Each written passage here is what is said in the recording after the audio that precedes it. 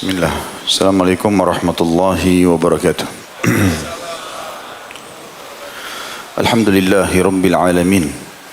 Selalu puja dan puji kita hadirkan kepada Sang Pencipta, Tuhan alam semesta Allah, Zat yang Maha Kuasa, Maha Adil, Maha Bijaksana. Amat luas rahmatnya bagi orang yang beriman dan patuh, dan juga amat keras siksanya bagi orang yang membangkang dan kufur. Allah lah satu-satunya yang telah menyiapkan makanan, minuman, pakaian, udara, air, api, apa saja yang kita butuhkan untuk roda kehidupan di muka bumi ini.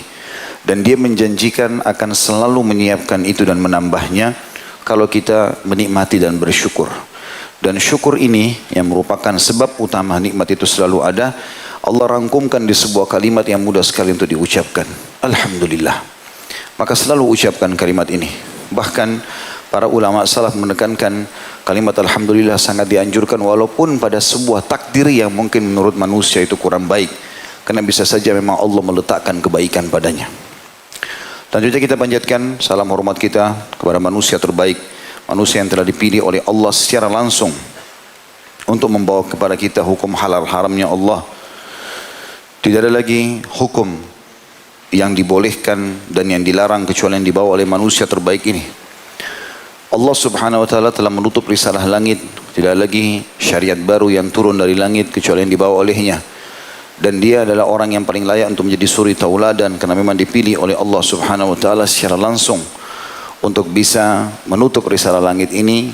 Dan juga mengucapkan satu kali salam hormat kepadanya dibalas oleh Allah dengan 10 kali tambahan rahmat. Dan sering kita ulangi, rahmat Allah sangat luas. Masuk dalamnya pengampunan dosa, peninggian derajat, dan pemenuhan segala kebutuhan. Maka sangat wajar setelah memuji dan memuja Allah kalau kita selalu memanjatkan salawat dan taslim kepada Nabi besar Muhammad sallallahu alaihi wasallam. Baiklah teman-teman sekalian, setelah libur beberapa waktu karena ada acara saya kemarin sempat tur dakwah di luar Indonesia, alhamdulillah kita akan melanjutkan malam ini dosa besar kita. Semoga Allah menyelamatkan kita darinya. Dan dosa besar malam ini 132, masalah kerasnya hati. Sebenarnya bahasan ini kembali kepada apa yang disampaikan oleh Syekh Muhammad bin Abdul Wahhab dalam buku beliau Dosa-dosa Besar atau Al-Kabair. Dan kita sudah menjelaskan dosa besar sebelumnya 131 yang berhubungan dengan masalah menyebarkan kerusakan di muka bumi atau menyebarkan permusuhan dan kebencian. Bahasan ini beranjak daripada hadis Nabi SAW. Kalau yang pegang bukunya ada di halaman 37. Ada hadis di bawah sekali. Hadis diriwayatkan Tirmidzi dari Ibnu Amr secara marfu radhiyallahu anhu, la tukthirul kalama bighairi dzikrillah fa inna kathratal kalami bighairi dzikrillah kaswatun lil qalb wa inna ab'adal qulubi minallahil qalbul qasi. Yang artinya, janganlah kalian banyak bicara tanpa mengingat Allah. Artinya pembicaraanmu, kalimat yang keluar dari lisanmu selalu yang berhubungan dengan zikrullah. Nasihatkah, menanya hal-hal yang positifkah, zikrullahkah, berdoakah, membaca Quran. Selain daripada itu tidak ada. Sesungguhnya banyak bicara pada hal-hal yang kosong tanpa mengingat Allah adalah penyebab kerasnya hati. Dan ketahuilah, kata Ibnu Amr di sini radhiyallahu anhu, dan ini marfu artinya disampaikan juga dari Nabi SAW, sungguhnya hati yang paling jauh dari Allah adalah hati yang keras. Adalah hati yang keras. Riwayatkan Tirmidzi di halaman 2411. Hadis ini sebenarnya yang diangkat sebagai pemicu daripada bahasan dosa besar kerasnya hati ini. Dan memang hati itu adalah mahkota dalam jasad kita, sebagaimana Nabi SAW mengatakan, ala inna fil jasadi mudghah. Bukankah di dalam hati itu atau dalam tubuh itu ada segumpal darah. Idza saluhat saluhal jasadu kullu. Kalau dia baik maka baik seluruh jasad itu. Wa idza fasada jasadu kullu. Dan kalau dia rusak maka rusaklah semua jasad. Ala wahiyya qalb. Itulah hati. Ada yang mengatakan juga jantung, ya. Tapi umumnya diterjemahkan dengan hati. Banyak sekali dalil-dalil ayat Al-Quran dan hadis-hadis Nabi SAW yang menjelaskan kepada kita memang hati itu ada yang lunak, yang baik, dan ada yang rusak, keras. Dan tentu ada sebab-sebabnya sehingga hati itu menjadi keras. Dan sebab itulah yang menyebabkan nanti dia menjadi dosa. Misal contoh, kita akan baca firman Allah SWT. Syekh Muhammad rahimahullah mengangkat misalnya dalil pertama surah Al-Ma'idah ayat 13. Di halaman 36-nya, A'udzubillahi minasyaitonirrajim. Fabima naqdihim mitsaqahum la'annahum waja'alna qulubahum qasiyah yuharrifuna al-kalima 'an mawadhi'ihi wa nasu haddan mimma dhukkiru bih wa la tazalu tattali'u 'ala kha'inatin minhum illa qalilan minhum fa'fu 'anhum wasfah innallaha yuhibbul muhsinin.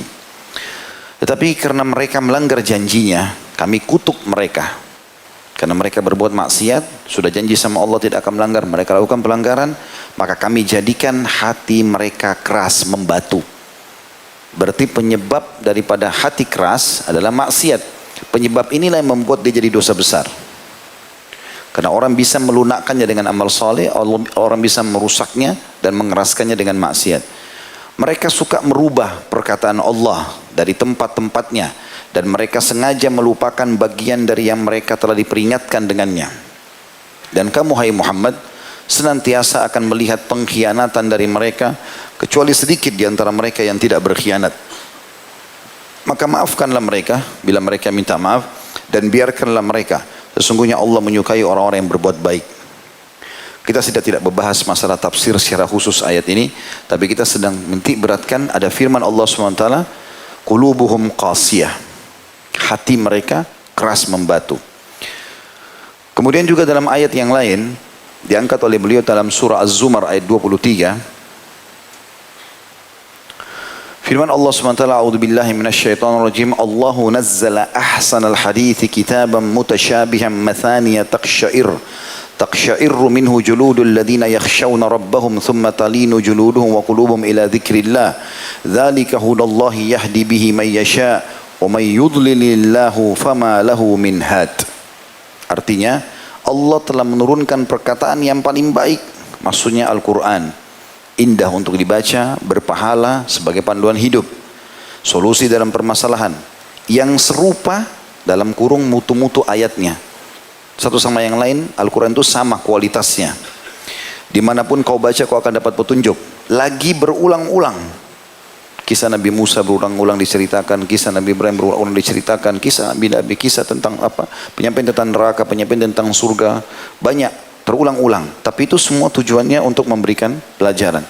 Lalu Allah mengatakan gemetar karena ayat itu kulit orang-orang yang takut kepada Rabbnya, kemudian menjadi tenang kulit dan hati mereka di waktu mengingat Allah. Jadi ternyata orang kalau sering membaca Al-Quran, diantaranya karena Al-Quran salah satu amal soleh, maka akan lunak hatinya. Dan hati yang lunak ini mudah untuk tersentuh mengingat Allah. Ya, kalau ada musibah yang datang dia langsung tersentuh. Ada, sampai saya pernah bahasakan kalau teman-teman masih ingat, salafus soleh itu kalau mereka lagi jalan di sebuah jalan dan tercium bau busuk saja, mungkin ada orang buang sampah sembarangan, tercium di hidung mereka, mereka sudah cukup untuk beristighfar dan bertobat kepada Allah. Karena dia anggap atau mereka anggap itu peringatan dari Allah. Seseorang yang sedang jalan tersentuh kakinya dengan batu, cukup membuat dia beristighfar dan bertobat. Karena dia tahu itu peringatan dari Allah. Tidak mungkin Allah datangkan tanpa sebab. Seperti itulah, mereka sangat peka. Jadi hatinya jadi lunak karena sukanya beramal saleh. Lalu Allah mengatakan, itulah petunjuk Allah. Dengan kitab itu, dia Allah menunjuki siapa yang dikehendakinya. Dan barang siapa yang disesatkan Allah, maka tidak ada seorang pun pemberi petunjuk baginya. Jadi tadi surah Al-Ma'idah ayat 13 menjelaskan ada hati yang qasiyah, yang keras karena maksiat. Di Az-Zumar ayat 23 ada hati yang lunak karena membaca Al-Quran. Juga dalam ayat yang lain, surah Al-Hadid ayat 16, Allah yang Maha Suci dan Maha Pemurah telah berfirman, A'udzubillahi minasyaitonirrajim. Alam ya'ni lilladina amanu an takhsha'a qulubuhum li dzikrillahi wa ma nazala minal haqqi wa la yakunu kalladina utul kitaba min qablu fatala 'alaihimul amadu faqasat qulubuhum wa katsirun minhum fasiqun. Belumkah datang waktu bagi orang-orang yang beriman untuk tunduk hati mereka mengingat Allah dan tunduk kepada kebesaran yang telah turun kepada mereka. Jadi dalam ayat ini kata ulama, Allah bukan mengatakan tunduknya kepala mereka, ya, tunduknya fikiran mereka. Allah mengatakan tunduk hati mereka. Karena hati yang harus ditundukkan, dan itu hanya dengan amal soleh, dengan kepatuhan kepada Allah SWT. Dan janganlah mereka seperti orang-orang yang sebelumnya telah diturunkan Alkitab, Yahudi dan Nasrani, kepada mereka. Kemudian berlalulah masa yang panjang atas mereka, lalu hati mereka menjadi keras. Karena mereka justru tidak mau mengikuti isinya. Dan kebanyakan di antara mereka adalah orang-orang yang fasik. Di ayat ini Allah hubungkan hati yang keras dengan kefasikan. Artinya memang karena perbuatan dosa. Jadi dia seperti menzalimi dirinya sendiri kalau dia buat dosa, sehingga hatinya menjadi keras dan tidak lagi bisa kena peringatan apapun. Sekali ada kemaksiatan kita lakukan dan kita tidak taubat, teman-teman, sudah cukup membuat hati itu berubah kondisi.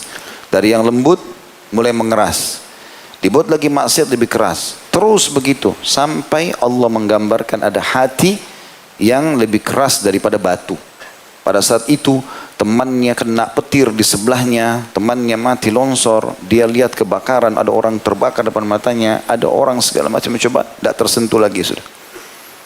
Ini berbahaya sekali, karena tidak ada lagi sesuatu yang bisa mengubah dia. Dan yang lebih bahaya daripada itu, teman-teman sekalian, kalau hati sudah keras, kita sudah tidak bisa, kita sendiri tidak mampu. Kalau mau kembali ke jalan Allah butuh upaya yang sangat besar. Saya pernah bahasakan contoh rasional. Berbuat dosa itu menjerumuskan diri pada dosa seperti orang yang ada di tepi jurang. Depan antum jurang. Terus ada dua cara untuk pada saat ada situ, untuk selamat atau untuk terjerumus. Kalau untuk selamat, berhenti, tinggalkan jurang itu. Tidak usah bilang kaki saya coba tes jatuh enggak sih, gitu. Ya. Tapi kalau dia mau jerumuskan kakinya, coba aja nggak apa-apa, dia akan jatuh ke bawah. Dua keadaan, mati sekalian, atau dia mungkin masih bisa selamat, tapi untuk kembali ke puncak gunung butuh mendaki yang sangat besar, upaya yang besar.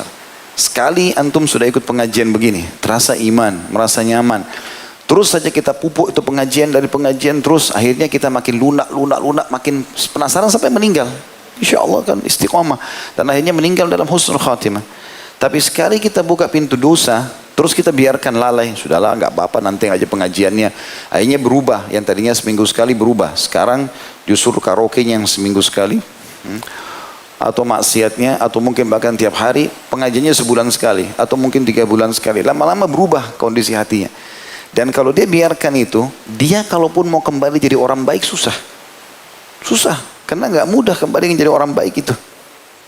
Untuk kembali dia butuh satu pendongkrak yang dulu lebih kuat dari dongkrakan dia pertama. Contoh misal, antum pertama sadar mendengarkan ceramah tentang neraka misalnya, terus tentulah hati kita, ini kalau saya dibakar di neraka bagaimana nih, dosa ini, dosa. Kita mulai tinggalkan.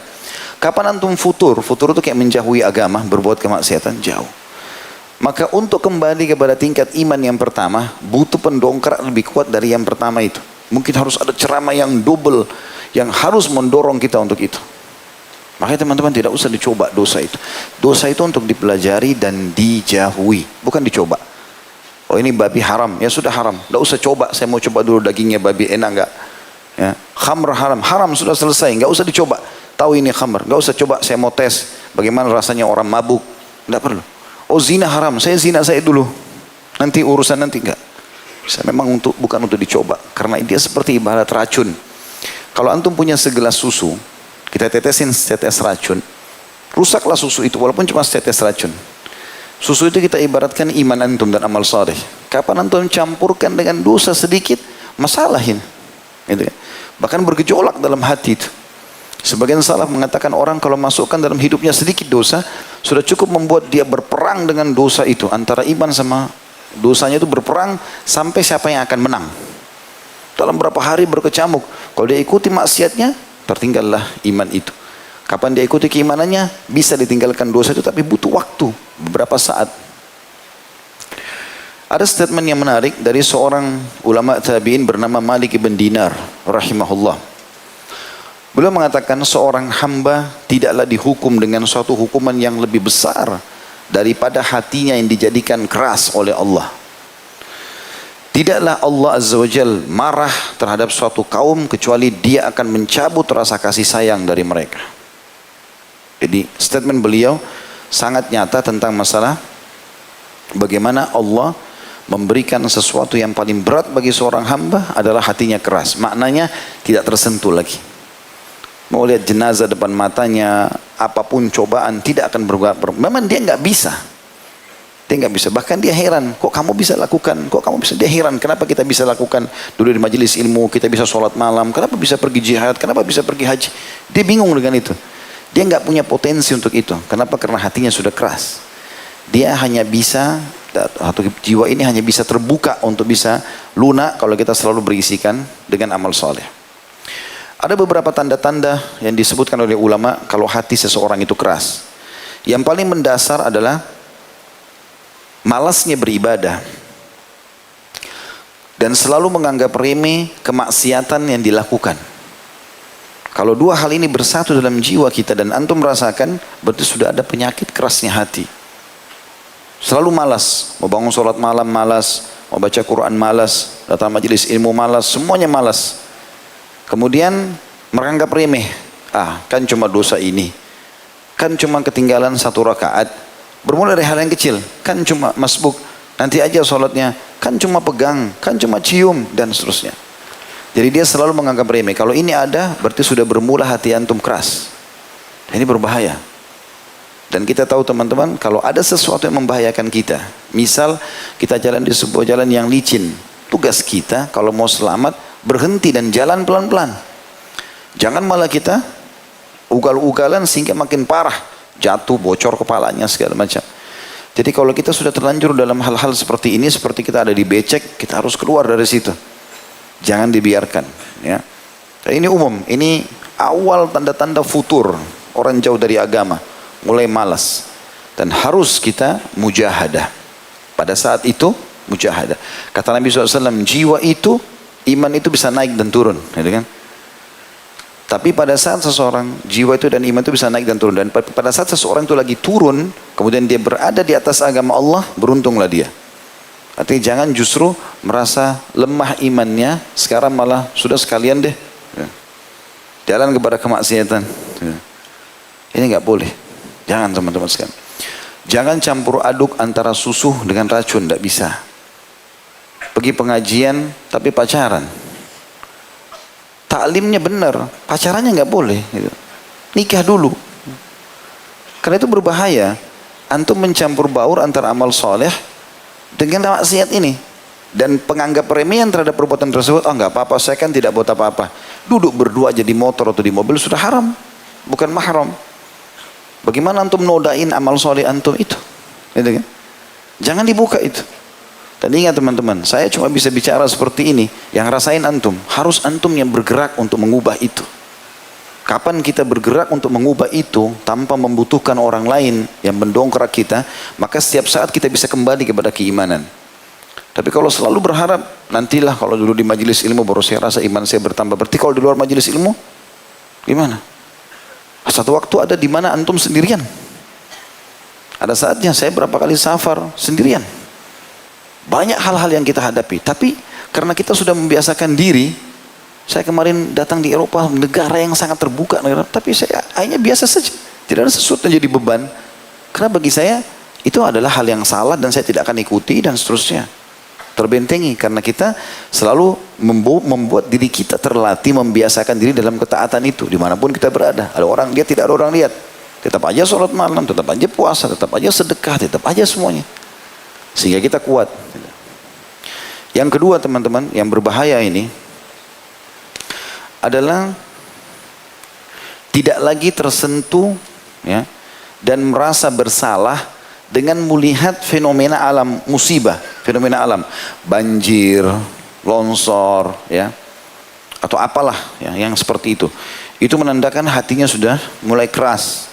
Karena semestinya kalau kita melihat satu masalah musibah datang depan mata kita, seharusnya kita lunak, sadar. Kalau kita lagi jalan berdua sama teman, naik mobil, tabrakan, dia mati, kita selamat. Semestinya yang kita lakukan adalah, oh ini peringatan dari Allah. Dia sekarang yang ditabrak, saya bisa ditabrak juga malam ini atau besok, kan begitu. Tapi ada orang tidak, karena hatinya keras, oh dia selamat. Bahkan dia mungkin bisa melampiaskan syahwat pada temannya. Dia lihat temannya mati, diambil handphonenya, diambil jam tangannya, diambil segala macam. Dan itu statement Abdullah bin Umar radhiyallahu anhu. Beliau mengatakan dalam riwayat yang sahih, Nabi SAW bersabda tidak akan terjadi kiamat sampai dua orang jalan, ya. Kemudian salah satunya ada dua riwayat. Yang pertama Allah kutuk, ya. Yang satu mengatakan Allah tenggelamkan dalam bumi temannya. Itu tidak membuat dia melunak, tapi malah dia, ya, tetap, riwayat yang pertama dia tetap melampiaskan syahwatnya. Yang tadinya dia sama temannya sama-sama mau ke tempat maksiat, tetap dia pergi berzina, tetap dia pergi mencuri walaupun temannya sudah mati tadi di perjalanan. Kan banyak begitu, ada pencuri, perampok, kena tembak temannya, lari, dia merampok lagi nanti. Dia bukan jadikan pelajaran. Kebetulan Allah selamatkan dia, untuk supaya dia tobat, Allah berikan kesempatan, gitu kan. Tapi ada orang begitu, subhanallah. Itu Allah juga sebutkan di dalam Al-Quran, surah At-Taubah, surah nomor 9, ayat 126. A'udzu billahi minasyaitonir rajim. Awala yarawna annahum yuftanuna fi kulli amin marrataini aw marrataini thumma la yatubuna wala hum yadhakkarun. Tidakkah mereka orang-orang itu memperhatikan bahwa mereka diuji sekali atau dua kali dalam setahun? Ada saja Allah datangkan penyakit, Allah datangkan gangguan, segala macam ini sebagai peringatan. Dan mereka tidak juga bertaubat dan tidak mengambil pelajaran. Ini berarti tanda-tanda yang kedua. Tanda-tanda yang ketiga, tidak tersentuhnya dengan membaca Al-Quran. Sementara Al-Quran, ya, itu semestinya menambah iman seseorang.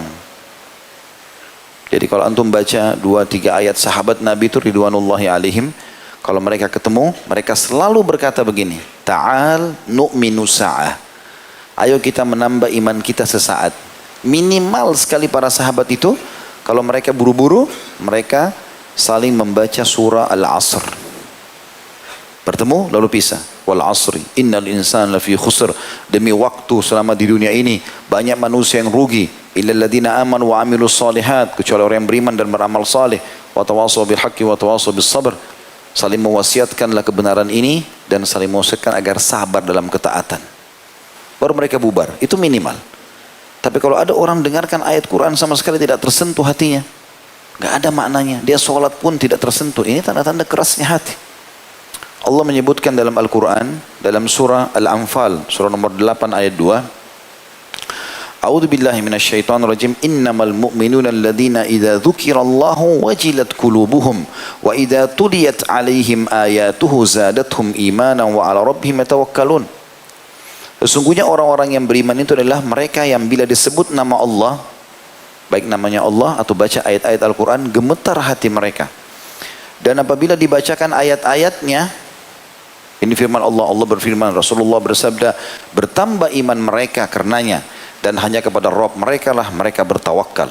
Maknanya mereka tidak pernah takut, tidak pernah bergantung, tidak pernah khawatir apapun waswas syaitan, dia bertawakal kepada Allah. Itu salah satunya. Kemudian yang keempat, bertambahnya cinta terhadap dunia yang berlebihan. Dia tidak memahami kalau dunia ini adalah sebentar. Renungi sabda Nabi SAW. Dan beliau bersabda, perumpamaan dunia kalian ini dibandingkan akhirat. Ya, perumpamaan dunia ini adalah seperti makanan manusia. Bagaimanapun dia membubuhi dan menggaraminya, bagaimanapun dia menggarami dan membubuhinya, lihat kemana akhir jalur makanan itu. Maksudnya kotoran. Juga sahabat Nabi pernah ditanya oleh Nabi SAW, ya Rasulullah, kata Nabi SAW kepada Dahhak, ya, radhiyallahu anhu, Nabi SAW tanya, wahai Dahhak, apa makanan dan minumanmu? Kebetulan Dahhak ini orang kaya. Kata beliau, al-laham wal-laban ya Rasulullah. Saya selalu makan daging dan minum susu. Umumnya orang sudah tahu makan daging, minum susu ini adalah makanan orang yang dianggap punya duit, gitu kan. Maka kata Nabi SAW, kemudian kemana? Thumma ila madza yasir? Kemana nanti setelah itu? Maka sahabat Dahhak ini dengan sopan mengatakan, ila ma qad alimta ya Rasulullah. Kepada sesuatu yang anda sudah tahu ya Rasulullah. Beliau tidak bilang kotoran sebagai kata santun. Anda sudah tahu ya Rasulullah jadi apa? Maksudnya jadi tinja. Makanan yang minumannya jadi air seni, dibuang semuanya. Kata Nabi SAW, sesungguhnya Allah telah memberikan perumpamaan dunia kalian seperti kotoran itu. Hati-hati teman-teman sekalian. Orang yang sudah lunak hatinya beriman kepada Allah, apapun yang luput darinya di muka bumi ini kecil bagi dia. Mau orang yang dia cintai meninggal, mau hartanya hilang, cobaan apapun dia terima. Dia yakin semua itu di belakangnya ada hikmah yang Allah inginkan. Gitu kan? Sebagian salafus soleh teman-teman, kalau berjalan waktu cukup lama dan mereka merasa tidak ada cobaan, mereka malah beristighfar kepada Allah. Karena mereka merasa dengan cobaan bisa memangkas umurnya, ya, untuk dekatkan diri kepada Allah Subhanahu Wa Taala. Dan cinta dunia berlebihan ini akan mematikan hati tentunya. Ya. Akhirnya sikut sana sikut sini, riba, ghibah, apalah gunjing, semua menjatuhkan. Ini penyakit-penyakit hati semua justru karena dunia ini. Muncul semua itu kan. Kenapa orang ghibah, gunjing orang lain? Kenapa orang fitnah? Kenapa ada manipulasi? Kenapa ada kezaliman? Dunia, urusannya dunia. Padahal dunia ini, kata Nabi SAW, siapa yang akhirat targetnya, siapa yang dunia targetnya, maka Allah akan jadikan kemiskinan di depan matanya. Dan tidak akan datang untuk dia dari dunia ini kecuali yang sudah Allah catatkan. Dan siapa yang akhirat targetnya, Allah akan jadikan kekayaan di dalam hatinya. Lalu akan datang kepada dunia ini dalam keadaan terhina. Coba praktikkan resep sederhana ini teman-teman. Target antum akhirat. Dunia ini urusan belakang. Walaupun antum lagi meeting mahal, maksudnya ada proyek yang besar, azan, sholat, akhirat. Gak ada urusannya sama dunia, tinggalkan semua. Haram tinggalkan walaupun apapun konsekuensinya. Mau syahwat kita lagi memuncak dengan seorang wanita, seorang laki-laki, mau kita lagi depan mata dapat keuntungan besar, mau disogok kita dapat besar, tapi haram, tinggalkan semua. Di situ baru antum akan muncul perasaan dahulukan akhirat dari dunia itu. Kemudian yang kelima, salah satu tanda kerasnya hati, munculnya seringkali kesedihan yang mendalam, gundah. Sedikit-sedikit masalah, sumpek. Ada masalah kecil, sumpek. Orang beriman teman-teman yang hatinya lunak, biar masalah besar, kecil di matanya. Terus sesuatu yang besar bagi dia. Karena dunia ini semua dia akan tinggalkan. Tapi orang subhanallah yang hatinya keras, penuh dengan kemaksiatan, kita akan temukan orang ini sepanjang hidupnya penuh dengan kesedihan. Masalah terus. Kadang-kadang masalah kecil, mungkin hanya karena terlambat makan, sudah ribut, sudah seperti masalah yang besar, padahal dia bisa makan. Kadang-kadang hanya karena perkataan kecil orang difikirin, sampai kayak masalah itu sudah terlalu besar, padahal tidak ada masalah. Orang beriman, seberat apapun cobaannya bagi dia kecil. Dia tahu, "Qul lan yusibana illa ma kataballahu lana," dalam ayat. Orang beriman selalu mengatakan, kata Nabi SAW, kata Allah SWT, katakan, "Hai Muhammad, ajarkan kepada mereka, qul lan yusibana illa ma kataballahu lana." Tidak ada sesuatu yang menimpa kami kecuali yang sudah Allah catatkan bagi kami. Maka bagi mereka penerimaan saja. Pasti di belakang itu semua ada hikmah. Jadi rasa sedih yang mendalam, ya, gundah, gelisah, semua itu akan ada dengan orang yang hatinya keras. Tapi kalau orang beriman, dia akan tenang. Yang keenam, bertambah dan meningkatnya kemaksiatannya. Jadi kita akan temukan orang-orang yang hatinya keras itu justru selalu programnya dari dosa ke dosa apa lagi, dari menipu ke menipu jenis apa lagi, ya, terus begitu. Dan terus meningkat kemaksiatan itu. Misalnya hari ini dia gandeng tangannya perempuan itu, besok dia cium, lusa dia zina. Selepas itu dia buka lagi pintu dengan perempuan lain, dia buka lagi sama laki-laki lain. Terus bertambah, itu tanda kekerasan hati. Kalau orang ada imannya walaupun sedikit teman-teman, kapan dia buat dosa ketakutannya luar biasa. Itu yang Nabi SAW katakan. Orang mukmin itu kalau dia melakukan satu dosa, dia anggap seperti sebuah gunung yang besar di pundaknya. Ketakutannya luar biasa. Tadi tersentuh perempuan bukan mahram, sampai kadang-kadang merinding rasanya karena melakukan kesalahan itu. Ya. Mungkin seorang muslim kalau iman sudah tanam dalam hatinya, terbuka sedikit hijabnya, takutnya luar biasa. Jadi perasaan itu adalah tanda lunaknya hati. Hilangnya perasaan itu bertanda kerasnya hati. Allah berfirman dalam surah Sad atau surah Saf, ya, surah 61 ayat 5. A'udzu billahi minasyaitonir rajim. Falamma zagu azagallahu qulubahum wallahu la yahdil qaumal fasiqin. Pada saat mereka berpaling dari kebenaran, maka Allah memalingkan hati mereka. Dan Allah tidak memberi petunjuk pada orang-orang yang fasik. Yang terakhir, yang ketujuh teman-teman sekalian, tanda-tanda orang yang keras hatinya sudah tidak bisa lagi mengenal mana yang ma'ruf dan mana yang mungkar. Sudah nggak bisa lagi membedakan mana yang ma'ruf dan mana yang mungkar. Dan kita temukan dalam kehidupan dia warna-warni. Sholat iya tapi riba iya, sholat iya tapi zina iya, campur baur. Campur baur. Dan pencampur bauran ini membuat tidak akan merasakan kenikmatan dari keimanan itu. Seperti itulah. Jadi jangan teman-teman terpengaruh dengan bahasa-bahasa syaitan manusia yang mengatakan, sudahlah kau jangan terlalu alim, sudahlah nggak apa-apa, jangan terlalu keras, ini nggak apa-apa lah, toleransi, seperti itu. Ini bahasa-bahasa syaitan manusia. Syaitan jin tidak berhasil goda, syaitan manusia yang bergerak. Ya. Jangan terpengaruh. Ingat, antum seperti kata Atha bin Abi Rabah kepada salah satu khalifah Hisham bin Abdul Malik. Ingat wahai Amir Mu'minin, kau lahir di muka bumi ini sendirian. Kau berbuat juga sendirian. Kau yang menentukan itu, baik atau buruknya. Dan kau akan mati sendirian. Serta kau akan dihisap sendirian. Tidak akan berguna singgasanamu ini dan semua orang yang ada di sekitarmu. Coba renungi baik-baik kalimat itu teman-teman sekalian. Dan demi Allah teman-teman, kalau antum paksakan diri detik-detik itu selalu dalam ketaatan, kenikmatannya luar biasa. Luar biasa, susah untuk dinilai. Coba deh rasakan itu pada saat iman kita lagi puncak, itu ada kenikmatan yang tidak bisa dinilai dengan uang. Rasanya tentram, biar capek teman-teman, bangun malam kita terkaget, bangun baru 2 jam tidur terkaget, dan terasa mau pengen sholat. Ada perasaan itu Allah SWT berikan kepada kita itu kemudahan. Biar kita lagi butuh, kita bantu orang lain. Biar lagi padat waktu, tetap luangin waktu baca Quran. Ada sesuatu yang Allah kasih. Dan amal soleh itu akan punya saudara-saudara. Sebagaimana perkataan Urwah bin Zubair rahimahullah. Salah satu ulama tabi'in masyhur. Dia mengatakan, kalau kau melihat kebaikan pada seseorang, ketahuilah kebaikan itu punya saudara-saudara. Dan kalau kau walaupun dia di mata orang dianggap buruk, dan ketahuilah kalau seseorang melakukan perbuatan kemaksiatan, ketahuilah ada saudara-saudaranya walaupun dia di mata orang baik. Hati-hati teman-teman. Dalam diri kita yang melekat, yang menjadi sahabat kita, amal soleh saja. Nggak ada pintu buat maksiat. Harus azam. Dan itu di tangan antum keputusannya. Harus tentukan. Cukup masa lalu yang berlalu selesai. Sekarang ke depan.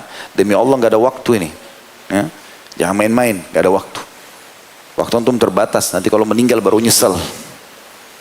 Mumpung malam ini Allah sampaikan di telinga antum dan hati antum, hati-hati. Ambil pelajaran dan kerjakan.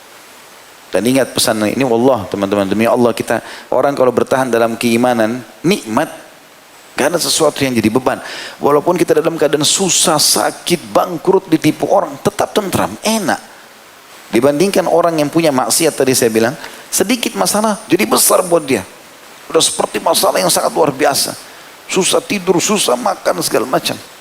Karena orang beriman subhanallah, kalau Allah datangkan cobaan sama dia, Allah datangkan perangkat-perangkat penolongnya. Misalnya dia ditipu sama orang, Allah datangkan orang lain yang akan membantu dia secara cuma-cuma. Hilang barangnya, ada orang gantikan. Dia sakit, ada dokter yang cocok sama dia, ada jalannya. Tapi kalau orang yang keras hatinya maksiat, tidak akan ada jalan keluarnya. Mereka tidak akan dapat wali atau penolong kecuali Allah Subhanahu wa taala. Atau dari Allah SWT ingin tolong, tapi kalau tidak akan mungkin. Kalau mereka masih tidak akan ditolong oleh Allah Subhanahu wa ta'ala.